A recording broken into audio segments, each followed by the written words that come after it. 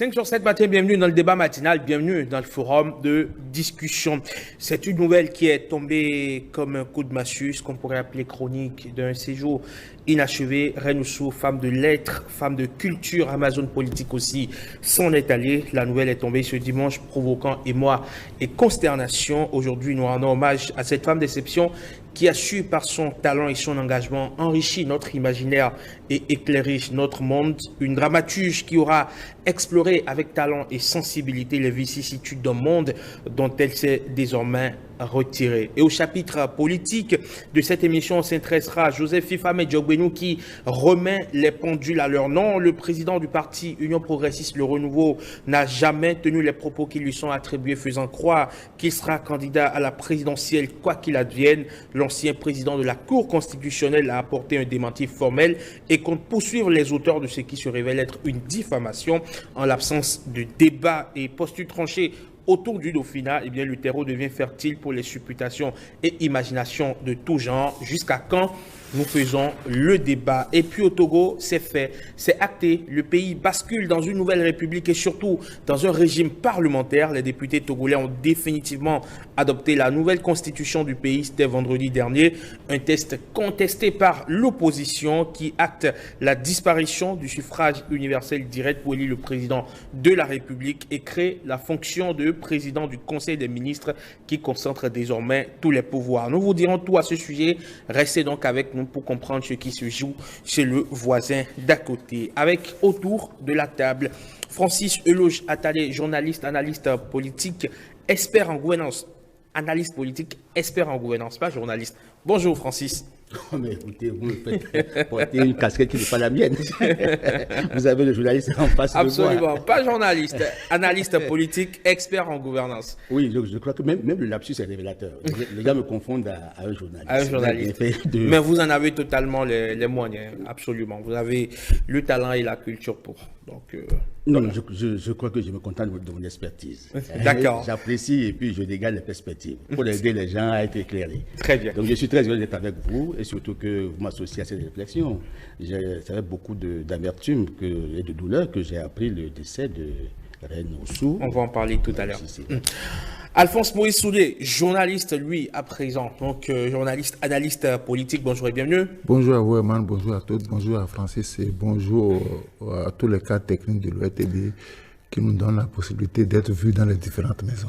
Merci donc, Alphonse Maurice Soulier, précédemment donc journaliste à Soleil FM, qui depuis lors n'existe plus. Allez, vous serez rejoint par un autre collègue à vous de Soleil FM tout à l'heure, Vigile Arwancé, qui va nous rejoindre dans la suite donc, de cette émission. Alors, Alphonse Maurice Soulier, je ne trahis aucun secret quand je vous dis que vous êtes enseignant de lettres.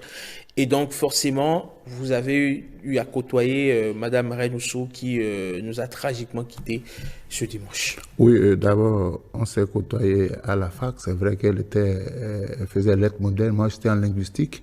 Nous avions des cours en commun. Après, on s'est retrouvés sur le terrain lors des corrections du BPC et du bac.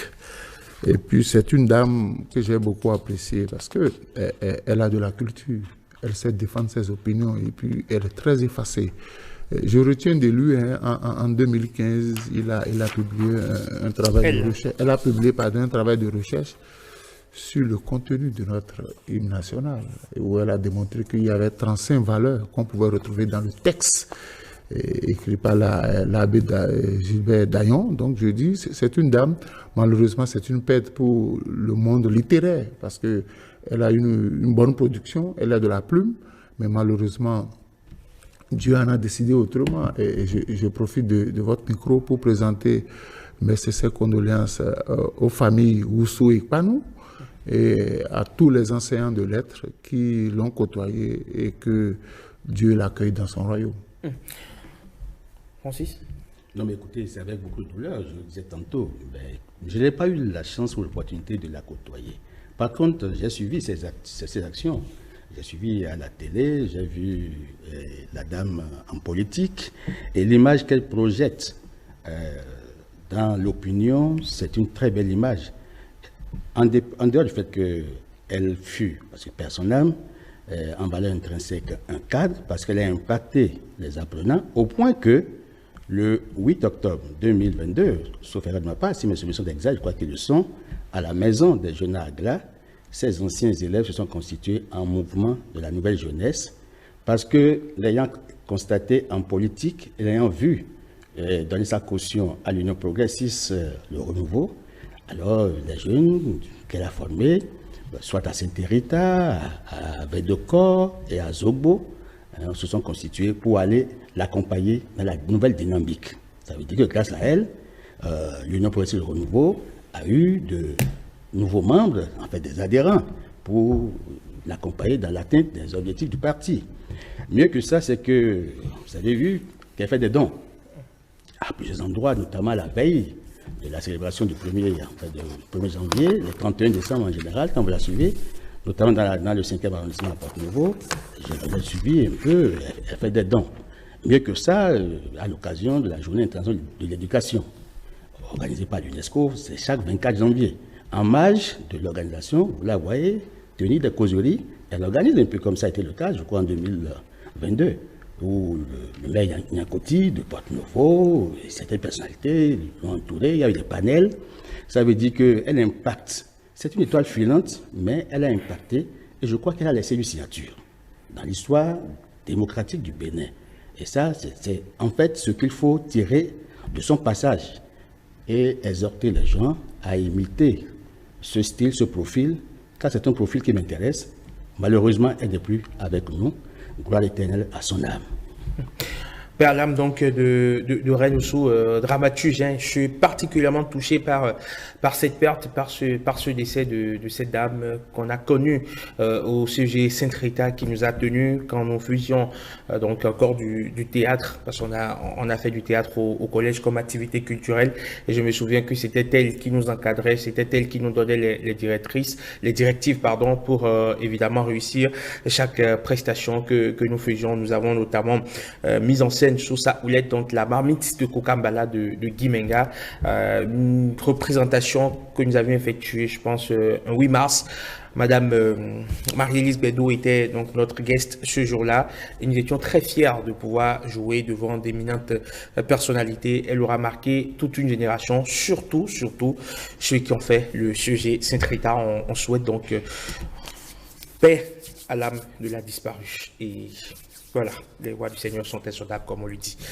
Nous allons ouvrir un autre chapitre de cette émission. Donc, on va parler du volet politique, bien évidemment, avec Joseph Fifame Diogbenou, qui, je vous l'annonçais, était devant les hommes des médias pour, bien évidemment, expliquer les tenants et aboutissants de ce qu'un journal a mis sur sa manchette en semaine dernière, faisant croire que Diogbenou avait affirmé qu'il serait candidat, quoi qu'il advienne, même s'il y a crépitement de balles. Il a tenu à démentir ses propos. On vous propose de suivre un extrait de ses propos, de sa déclaration, et on revient juste en plateau pour en débattre.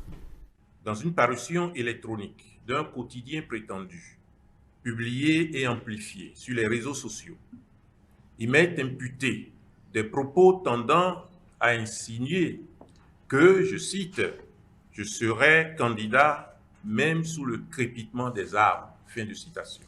Il n'est ni de ma religion, vous le savez, ni de ma culture, encore moins de mon engagement, dans la ligne politique à laquelle je souscris et à la lumière de laquelle le parti est conduit, de tenir de tels propos et d'évoquer une éventuelle candidature à la présidentielle à venir, et ce, au péril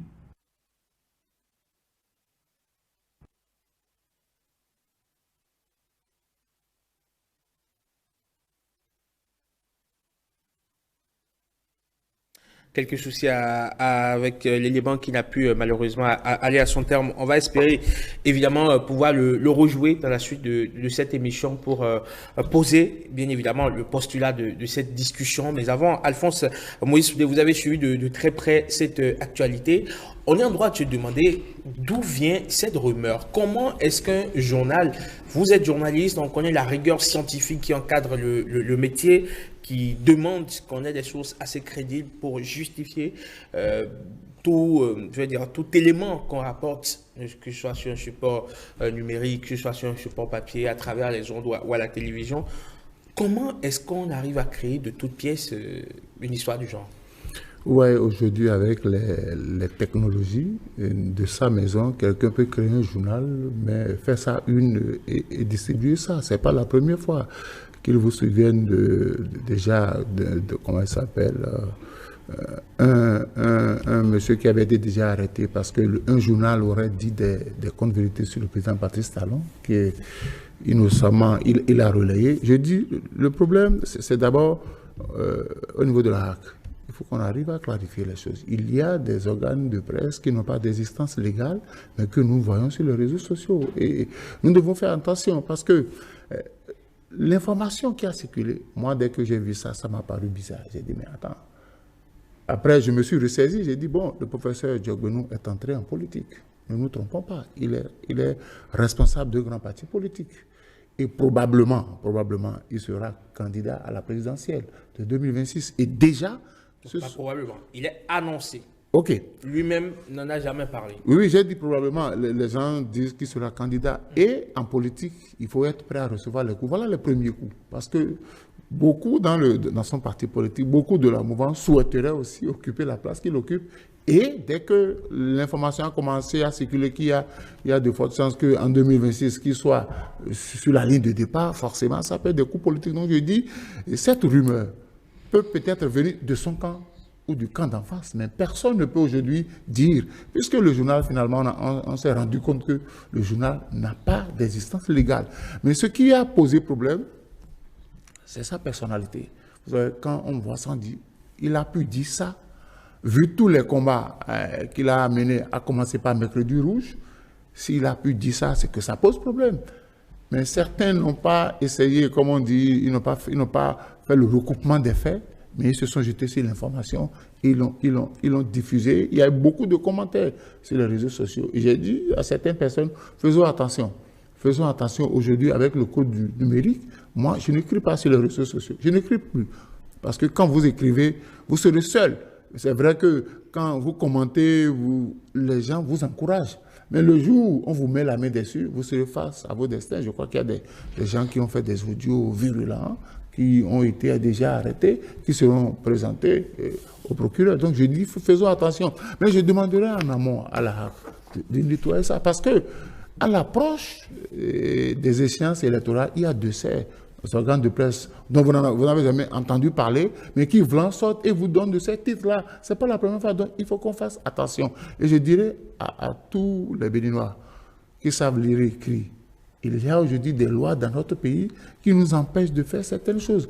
Et malheureusement, on n'est pas informé de ces lois-là. C'est quand vous tombez sous le coup de la loi qu'on se rend compte. C'est normal que le professeur sorte pour rétablir son image, parce que c'est une affaire d'image. Il est un homme politique, il est responsable d'un grand parti politique. Et dire ça, l'on peut faire beaucoup d'interprétations. Donc, il est de son droit de sortir et de faire des clarifications. Très bien. Alors, Francis Elou-Jatadé, qu'est-ce qui peut expliquer qu'un journal, puisse sortir une telle information? Généralement, on dit qu'il n'y a pas de fumée sans feu. Est-ce que ça s'applique dans le cas d'espèce? Je crois que c'est les intrigues du pouvoir. Vous le savez autant que moi.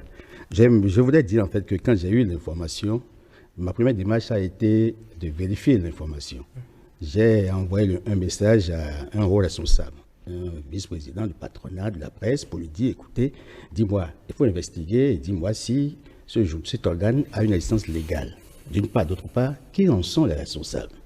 Et là, je vais poursuivre, moi, en fait, mes enquêtes pour pouvoir être sûr de la véracité des propos qu'on veut faire porter au président Diogbenou. Bon, je crois que le retour d'information, la moisson n'était pas très bonne, et on m'a dit que le journal n'a pas une essence légale, mais qu'il y a un journal du genre, mais pas sous le même format. Et je me suis dit, mais ça, c'est les intrigues du pouvoir. Ou il y a des gens qui ont intérêt à ce que le président Diogbenou soit vilipendé et diabolisé, ou il y a des gens qui estiment que dans le casting des présidentiables, le débat ne fait pas apparaître Diogbenou. Par conséquent, il faut l'inviter à ce débat pour qu'on sache dorénavant qu'il doit compter. Ou il y a autour de lui, et même dans la mouvance, des gens qui ont intérêt à ce qu'on noircisse ces pages. Mais je vais porter maintenant ma casquette de coach. Je vais dire au président Diogbenou que lorsqu'on choisit de venir faire l'expérience de la vie publique, c'est qu'on doit s'attendre à tous les coups. Il doit gérer le mépris, la haine et la délation. Il doit plus craindre la fourberie, la mesquinerie et la sournoiserie des hommes, des acteurs politiques sont comme ça. Donc il doit pouvoir planer au-dessus des persiflages et rester impassible, insensible. Premier conseil. Deuxième conseil, mais autour des acteurs politiques gravitent des gens qui sont corporellement ensemble, mais cordialement distants, ou de port au Moldova. Donc, les coups peuvent partir même de l'intérieur de son parti, ou de la mouvance, ou de l'opposition. Maintenant qu'on l'a provoqué, parce que c'est des commentaires déshonorants, vous comprenez avec moi, qui risquent de ternir son image, il a éprouvé le besoin de venir clarifier à travers un point de presse. Mais ce point de presse a l'avantage de lever le voile sur une partie des activités du parti, parce que vous savez qu'évidemment, il a fait le point. L'état de mise en œuvre du plan stratégique du parti UPR, qui a été rendu public au lendemain de l'installation de la haute direction politique. Mais mieux que ça, c'est qu'il a annoncé les actions, la mise en place des structures du parti. Mais il a dit que, compte tenu de la gravité des propos, il faut apporter un démenti énergique. Et vous faites bien justement de l'évoquer, puisque le réalisateur m'informe qu'on peut à présent suivre l'élément dans son intégralité. On regarde et on revient juste après. Parution électronique d'un quotidien prétendu, publié et amplifié sur les réseaux sociaux, il m'est imputé des propos tendant à insinuer que, je cite, « je serai candidat même sous le crépitement des armes ». Fin de citation. Il n'est ni de ma religion, vous le savez, ni de ma culture, encore moins de mon engagement, dans la ligne politique à laquelle je souscris et à la lumière de laquelle le parti est conduit, de tenir de tels propos et d'évoquer une éventuelle candidature à la présidentielle à venir, et ce, au péril et au mépris de la paix publique et de la cohésion nationale. Le contenu de cette publication imaginaire, grotesque et mensonger, porte atteinte non seulement à la dignité, mais encore à l'honneur de ma personne. Je les condamne sans réserve. L'extrême gravité de ces propos et l'intention manifeste de nuire de leurs auteurs et de leurs complices ne sauraient rester sans suite judiciaire. D'autant que ceux-ci ont également cherché à atteindre la réputation de rassemblement, de paix, de progrès et de cohésion nationale de notre parti. La question des candidatures aux différents scrutins ne peut en effet être examinée en dehors de notre parti, comme l'exige la réforme du système partisan dont notre parti est l'émanation et le garant, la seule autorité et le seul cadre pour identifier, pour discuter, pour retenir les candidatures aux élections politiques déterminantes pour l'avenir de notre nation sont les partis politiques. Pour ce qui concerne l'Union progressiste Le Renouveau, aussi légitime que soient les ambitions personnelles, aussi importantes que soient les positions et les statuts politiques, gouvernementales ou administratives, passées ou actuelles des personnalités membres du parti, elles ne sauraient être placées au-dessus de ses valeurs, de ses objectifs, ni de sa stratégie.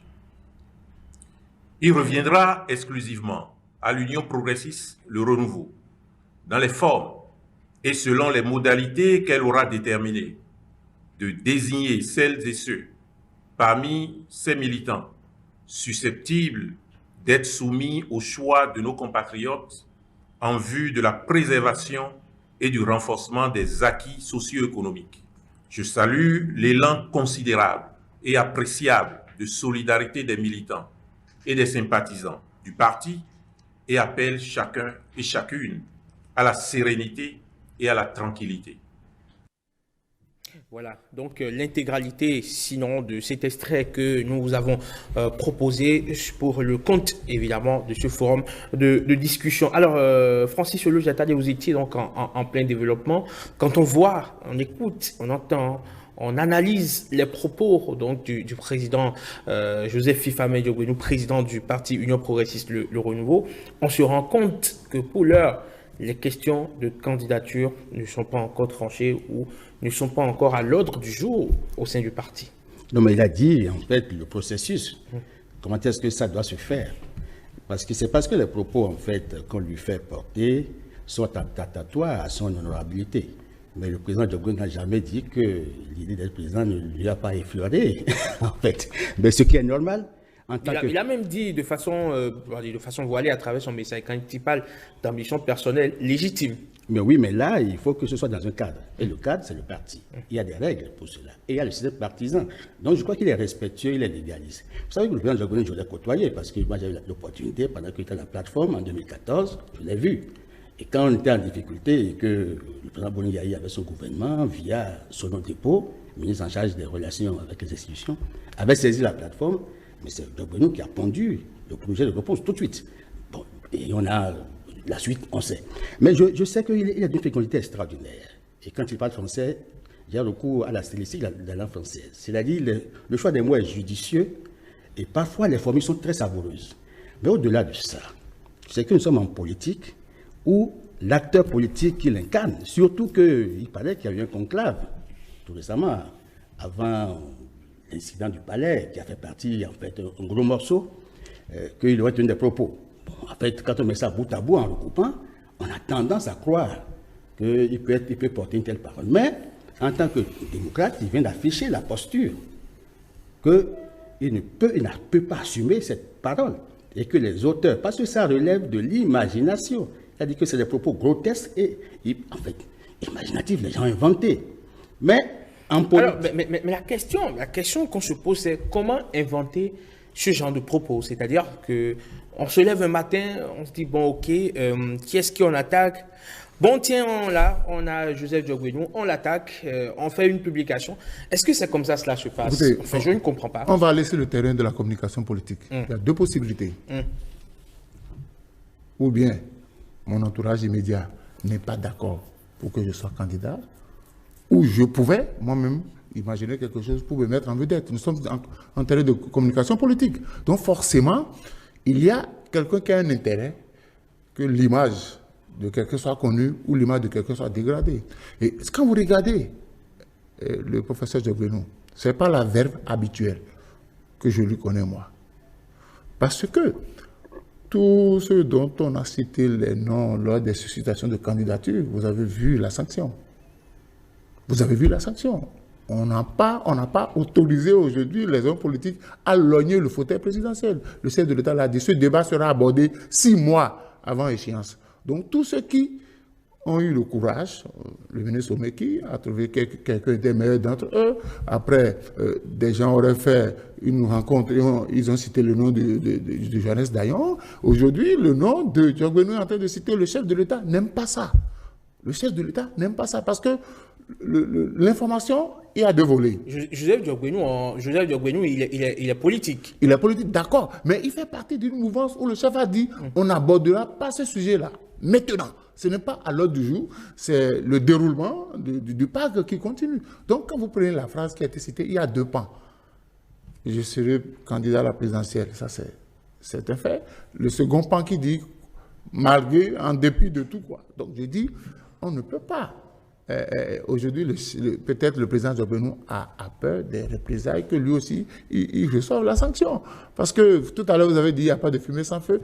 S'il nourrit des ambitions politiques alors que le président, le responsable de la majorité présidentielle n'a pas encore ouvert les jeux et qu'il décide de dire qu'il sera candidat, ça va poser problème. Donc je dis, il se justifie pour ne pas recevoir les représailles parce que tous ceux dont les noms étaient cités pour être candidat en 2026, on a vu leur sort. Et le chef avait déjà réglé ça depuis pour dire, on n'en parle pas, on attend. Parce qu'aujourd'hui, nous sommes dans, moi j'appelle ça la saison des pièges, la saison des coups bas. On va, c'est ceux qui vont résister hein, à cette saison-là, qui peut-être en 2026, parce que le chef n'a pas encore désigné son dauphin. On soupçonne tout le monde de vouloir être le dauphin de Patrice Talon. Donc, il faut se donner les coups pour vite éliminer les moins faibles. D'accord. Alors, on a été rejoint par Vigile Avancé. Vigile, bonjour. Bonjour, Eman. Bonjour à tous. Comment allez-vous? Comme vous voyez, ça va. Je rappelle que vous avez quitté la capitale pour Cotonou ce matin, malheureusement. Il y a eu des impondérables qui ne vous ont pas permis d'être là à temps. L'essentiel est que vous êtes là. La capitale politique pour la capitale économique. Bien sûr. Un pays n'a pas de capitale. Porte-Novo est la capitale, point. Politique. D'accord, ce n'est pas le débat à l'ordre du jour. Ce n'est pas le débat à l'ordre du jour. L'essentiel est que vous êtes là aujourd'hui. En tout cas, vous êtes là sur le plateau pour participer à la réflexion avec nous, notamment sur les différents sujets. Mais avant d'en venir à vous, je retourne vers Francis Eugène-Latanier. Est-ce qu'aujourd'hui, ce n'est pas justement peut-être les motivations de ces personnes qui ont pondu, on va dire, cette manchette?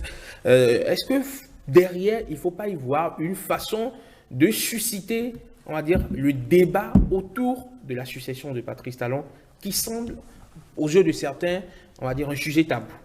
Je crois que c'est un impératif. Depuis un moment, dans le camp du président Talon, il y a un besoin de discussion autour du dauphinat, de sa succession. Je veux saluer non seulement la cohérence, mais la pertinence des analyses de Moïse, de mon frère Alphonse. Mais je veux dire en fait que quand on dit que c'est pas crainte de représailles que le président Djogbenou a fait le point de presse, non, c'est pas cohérent, c'est pas soutenable. Parce que en fait, quand on dit de représailles, ben non, c'est quand même, il a l'autonomie de sa pensée. Mais les propos sont si graves qu'on dise que vous avez fait l'option d'accéder au pouvoir, même sous le crépitement des armes. C'est attentatoire même aux valeurs démocratiques. Alors, je crois que c'est un juriste, c'est un homme de droit. Et quand on voit son profil, son parcours, il a quand même assumé plusieurs responsabilités. Même en citoyen ordinaire, quand vous dites que vous allez accéder au pouvoir par les armes, Francis, j'ai dit que la phrase a deux volets. Oui, je ne refuse pas, mais permettez-moi d'aller jusqu'au bout de ma réflexion.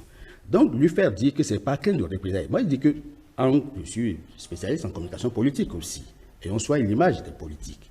Tout comme quand un débat se fait et qu'on veut s'inviter, on sait comment est-ce qu'on peut provoquer l'incident pour que l'acteur vienne et qu'on le coach pour qu'il ait la posture du présidentiel. Mais là, ce n'est pas le cas. Ici, il s'agit des propos graves.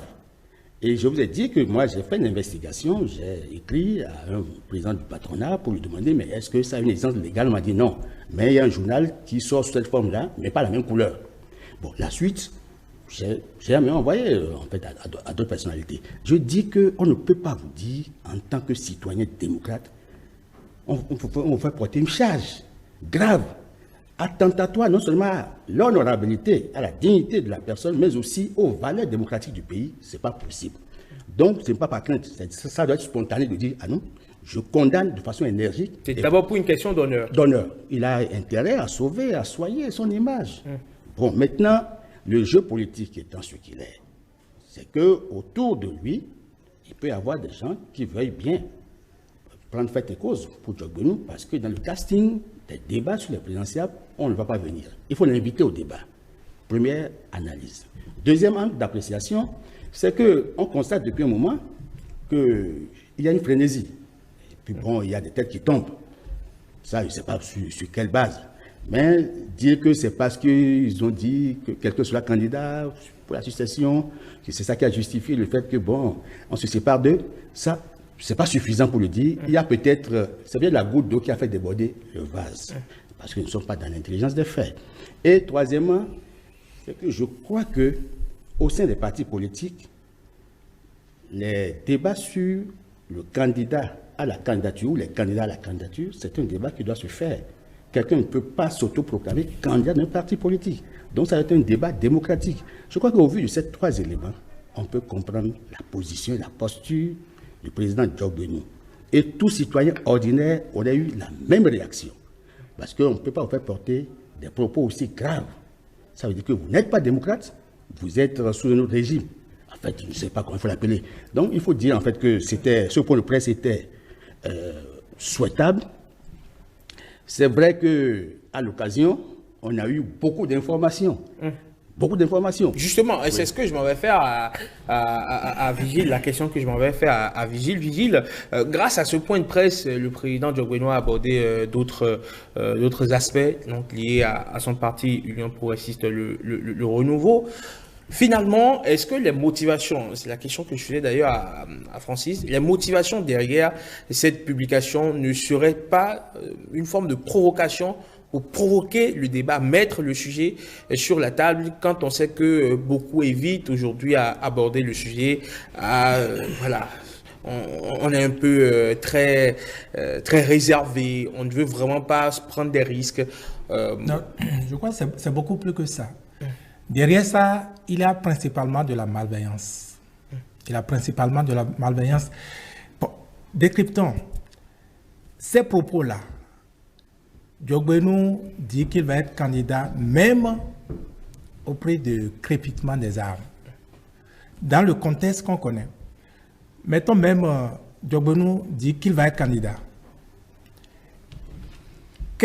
De quoi cela retourne? Cela enfreint encore une fois à la volonté du chef de l'État. Donc, le fâcher avec le chef de l'État, d'abord. Et l'autre aspect, le rendre démon vis-à-vis de la population, comme cela ne manque pas, comme cela a commencé depuis. Donc, le premier but, c'est d'abord, n'est-ce pas, créer des problèmes à Diogweno. La nuisance. La nuisance.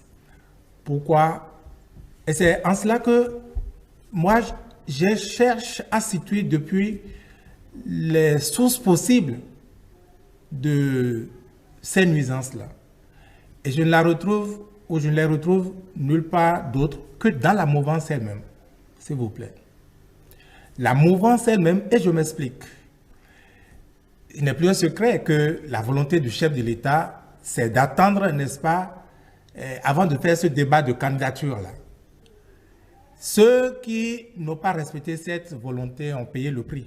Je ne vous les cite plus, au moins il y a 2, n'est-ce pas? Et il n'est pas formellement dit qu'ils ont payé ce prix-là. Laissez tomber formellement. C'est ce qu'on constate, c'est ce qu'on sait. À part le ministre Omeki, pour qui le chef de l'État a fait une sortie médiatique. Est-ce que depuis est-ce que depuis 2016, oui. Sous le régime de la rupture, est-ce que quelqu'un a été débarqué et qu'on nous a expliqué les raisons pour lesquelles il a été débarqué? Bien. Le chef de l'État, il a le pouvoir de débarquer qui il veut. Si vous permettez, donc il a eu le cas Olivier Bocor, n'est-ce pas, qui ne serait plus en pole position pour être le choix du chef de l'État. Parlons clairement. Il y a le cas Joannette Dayon qui également, visiblement, n'est plus en pole position pour être le choix du chef de l'État. Donc, eux, ils en ont déjà parti. Pole position par rapport à quoi? Puisque ça n'a jamais été une question ouvertement évoquée. Vous comprenez de quoi on parle. On ne comprend pas de quoi on parle parce que c'est basé que sur des supputations, pas sur des faits. Mais le chef de l'État, lui, s'est prononcé par rapport à la question. Il a dit qu'il aura son mot à dire et que c'est 6 mois avant l'élection, avant le scrutin, que le débat va se faire. Donc, c'est assez clair. Et il a dit qu'on doit pouvoir respecter ça. Et ceux qui n'ont pas respecté ça avant, vous avez vu leur sort. Ceux qui n'ont pas respecté ça après ces mises au point-là, vous avez vu le cas Dayon. Mais qu'est-ce qui vous fait croire que c'est ça qui a fait débarquer Joannette Dayon? Puisque est-ce que vous êtes dans le pays autant que moi? Mais il n'y a eu aucune communication gouvernementale. Mais il n'aura jamais de communication. Vous n'attendez pas ça. Vous êtes journaliste. Justement. Non, vous n'allez pas attendre. Mais les faits, il y a les faits. Les faits sont que M. Dayon a été... Je ne pourrais pas aller jusqu'au bout. D'accord, allez-y. Voilà. Donc, il me semble que c'est la guerre à l'interne. Si ça n'a pas pu être moi, si ça n'a pas pu être ceci, cela, eh bien, celui ou ceux qui sont encore là, probable, encore la possibilité d'être, eh bien, nous allons leur nuire. D'accord? Et regardez ce point de presse, justement, du président Diogweno, qui, dans ce Bénin, peut oser, après les menaces d'assignation en justice qu'il a proférées là, qui peut oser, je vous demande, le lendemain, aller soustraire 13 secondes de ses propos où il dit, il a lu ce qu'on lui attribuait, on dit voilà, c'est la preuve. Qui dans ce pays peut faire ça? On l'a suffisamment partagé. On l'a suffisamment partagé. Qui dans ce pays peut faire ça? Et je vous amène, je ne sais pas si vous êtes au courant. Il y a eu un troll. Maintenant, le journal ne s'est pas arrêté là. Et je vais revenir au journal tout à l'heure. Le journal ne s'est pas arrêté là. Aujourd'hui, au Bénin, a sorti encore une autre manchette, une, que le promoteur m'a envoyé. Enfin, je dis le promoteur, l'ex-promoteur, celui qui avait eu le journal, Steven Le Monde, qui est aujourd'hui aux États-Unis, qui ne répond plus de ce journal. Je reviens là-dessus. Et que dit la manchette de ce journal? Vers la fusion de tous les mouvements OB. Vers la fusion de tous les mouvements OB. La dernière étape avant le oui solennel de Olivier Bokor. Je ne dis pas encore formellement que c'est Olivier Bokor ou son camp qui est derrière. Ils font partie des pistes, évidemment. Mais je ne dis même pas encore que c'est eux. Vous pensez que ça, c'est l'œuvre de l'opposition? Cette opposition que tout le monde a vue là, qui existe, qui essaie d'exister là, vous pensez qu'elle est dans ce challenge au point d'aller être dans ce genre de manipulation? Donc pour vous, ça vient de la majorité? C'est dans la mouvance présidentielle. Et moi, je vais dire ceci. Il y a quelqu'un qui est arrêté aujourd'hui, Rémi Nyambako. Rémi Nyambako n'est qu'un dégât collatéral par rapport à ce qui est arrivé. Rémi Nyambako, je répète, n'est qu'un dégât collatéral.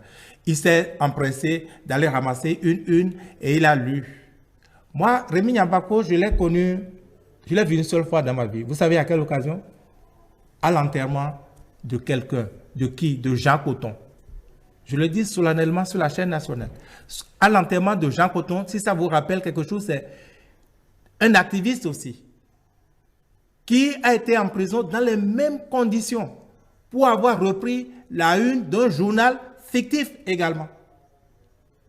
Et il est allé faire 1 an de prison pour ça. C'est la seule fois, moi, je l'ai vu. Moi, je voudrais, et je dis au président Diogbenou, que je connais très bien, qui ne peut jamais dire ce qui est dit là. Moi, je le connais. Il ne peut jamais dire les propos qu'on lui attribue là. En plus, les gens sont... En fait, c'est pas bien peaufiné. Regardez cet acharnement. On coupe 13 minutes, on vient... 13 secondes. 13 secondes, on vient. Regardez la une que je viens de vous lire là encore. Qui sont ceux-là qui comptent sur quoi pour continuer à oser ainsi dans la République? Et je reviens au promoteur du journal. Steven Le Monde, j'ai mené des investigations par rapport à ça. Il a laissé son journal depuis plus de 2020. Et ce journal n'est pas à son premier acte.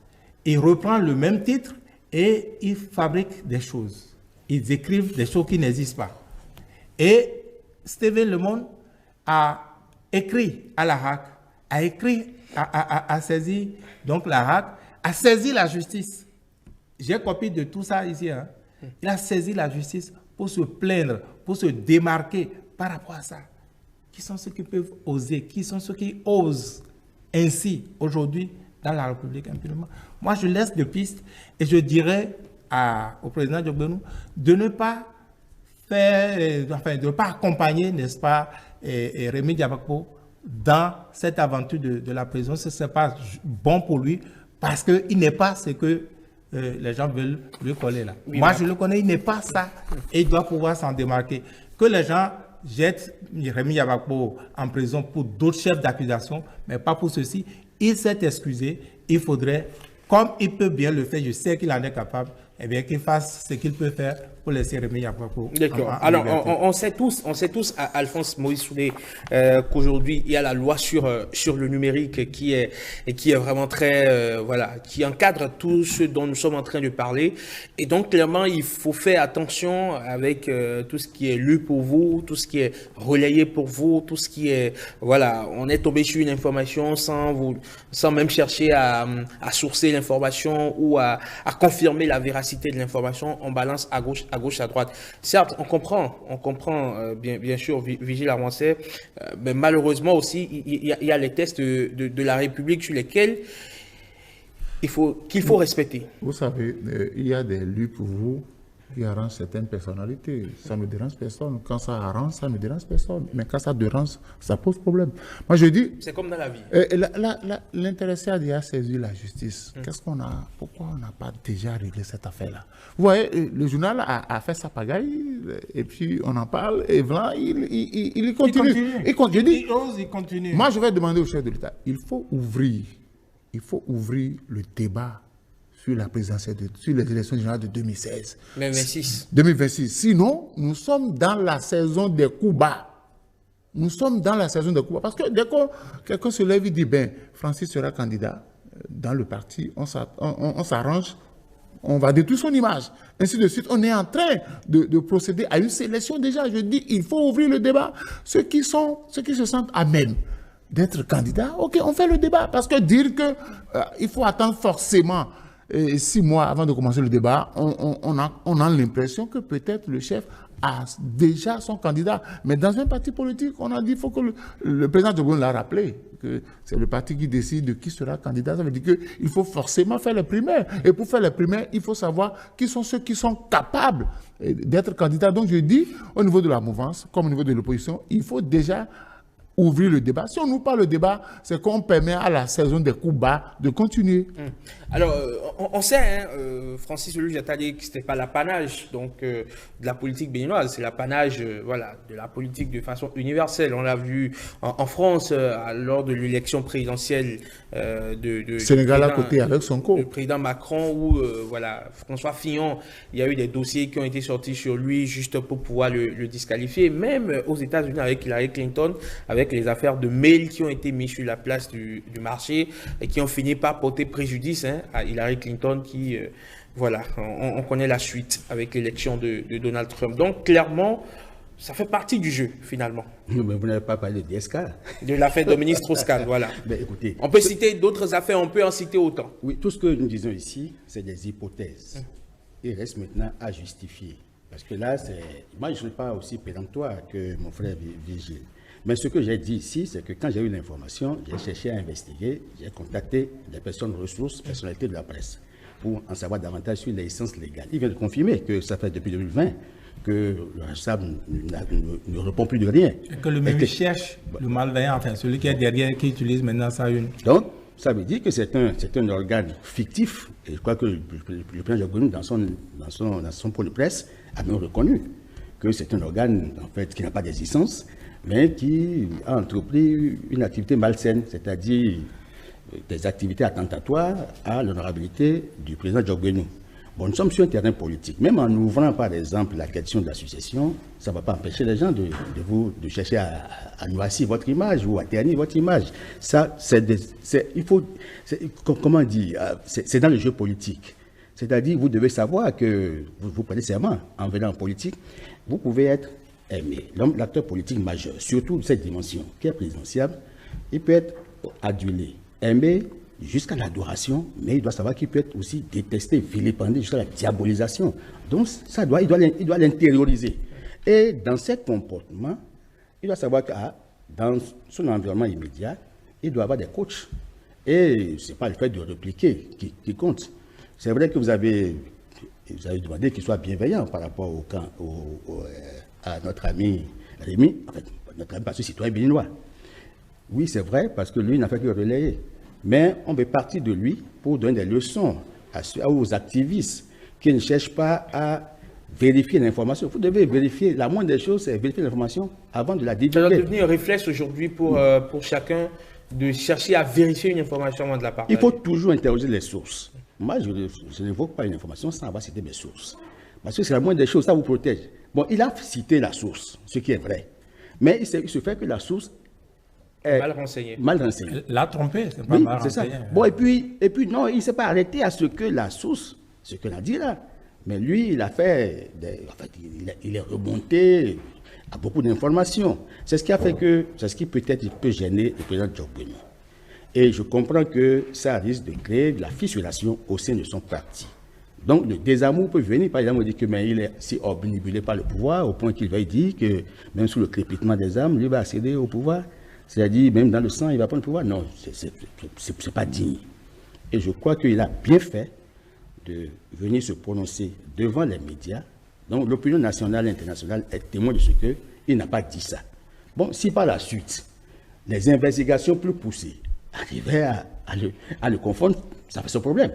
Mais en tant qu'homme de droit, il a bien fait de se prononcer et ça rassure non seulement sa famille politique, ça rassure les acteurs que nous sommes et les analystes, et ça rassure davantage l'opinion, l'image qu'il compte projeter. C'est ça, en fait, qu'il a essayé de camper. Et je crois qu'à l'occasion, moi j'ai dit qu'on avait souffert d'informations de la part des partis politiques et ils nous offrent en fait le chou gras, puisque désormais on sait ce qui a été fait à l'EPR et ce qui sera fait les semaines à venir. Donc, à malheur quelque chose est bon. Bon. Donc, ben, ça lui permet de venir, de s'inviter dans le débat sur les présidentielles. C'est pas mauvais. Donc, fort de cela, Rémi n'a pas fait grand-chose. Rémi a été sous le coup des tests, c'est vrai, mais il y a peut-être plusieurs Rémi qui ne sont pas encore débusqués. Donc, qu'ils sachent qu'on ne relève pas n'importe quelle information, parce que si l'information est erronée et fallacieuse et attentatoire à la dignité d'une personne, c'est normal que la personne demande réparation. Donc, les chefs d'accusation ou chefs d'inculpation qui sont là, moi, je ne suis pas un spécialiste de droit pour procéder à la qualification des infractions. Mais si on peut adoucir sa peine dès lors qu'il a reconnu, il paraît qu'il a fait un audio pour demander. Présenter des excuses. C'est le cas, bon, qu'on soit bienveillant. Avant même son arrestation. Mais oui, qu'on soit bienveillant. Très bien. Mais si vous permettez, Emmanuel, moi je dirais c'est un cas d'école pour notre police et pour notre justice, pour pouvoir mettre la main, n'est-ce pas, sur ceux qui sont derrière. Pour moi, ce n'est plus compliqué à partir du moment où les gens ont continué.